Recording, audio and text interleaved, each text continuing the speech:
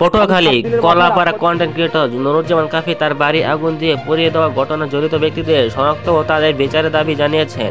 আজ দুপুরে পটুয়াখালী কলাপাড়া উপজেলার টিয়াখালী ইউনিয়নের রাজপাড়া গ্রামে পড়ে যাওয়া বাড়ির সামনে সংবাদ সম্মেলন তিনি এসব কথা বলেন।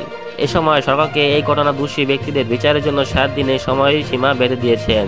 নুরুজ্জামান কাফি তার পুড়িয়ে দেওয়া ঘরে ধ্বংসস্তূপের সামনে বসে আক্ষেপ করে বলেন, ঘরের বাইরে থেকে দরজা আটকে আমার মা বাবা ভাই ভাতিজা সবাইকে পুড়িয়ে মারতে চেয়েছিল। আমি তো নতুন বাংলাদেশ গড়তে আন্দোলন ফ্রন্ট লাইনে ছিলাম, অথচ আমার এখন পুরো ঘরটাই নাই। আমি স্পষ্ট বলতে চাই, 7 দিন টাইম, যারা জড়িত তাদের শনাক্ত করে বিচারের আওতায় আনতে হবে, নইলে 7 দিন পরে রাজপথে এক দাবি জানাবো। কাফি আবেগপ্রবণ হয়ে আরও বলেন, জীবনের ঝুঁকি রেখে দুবার কান্না শুনেছি মা বাবার। 16 জুলাই থেকে 15 আগস্ট পালিয়ে থাকা অবস্থায় একবার, আর গত রাতে বসতঘর পুড়িয়ে দেওয়ার পরে আরেকবার। নুরুজ্জামান কাফির বাবা রাজপাড়ায় দিন ইলাহি দাখিল মাদ্রাসায় সুপার হিসেবে কর্মরত। তারা 2 ভাই। এ বিষয়ে নুরুজ্জামান কাফির বাবা ABM হাবিবুর রহমান বলেন, রাতের অন্ধকারে আমাদের ঘরটিতে দুর্বৃত্তরা আগুনে পুড়িয়ে দিয়েছে।